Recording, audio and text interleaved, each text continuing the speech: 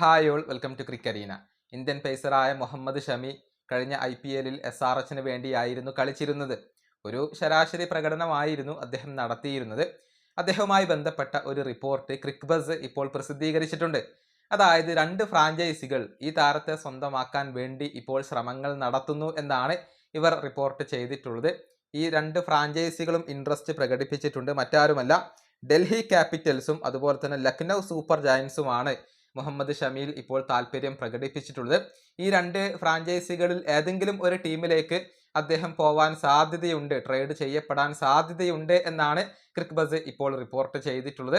അതായത് SRH ഷമിയെ കൈവിടാനുള്ള സാധ്യതകളെ നമുക്ക് തള്ളിക്കളയാൻ കഴിയില്ല. DCയും LSGയുമാണ് ഇപ്പോൾ ഇദ്ദേഹത്തിന് വേണ്ടി ശ്രമിക്കുന്നത് എന്നാണ് ക്രിക്ബസ് റിപ്പോർട്ട് ചെയ്തിട്ടുള്ളത്.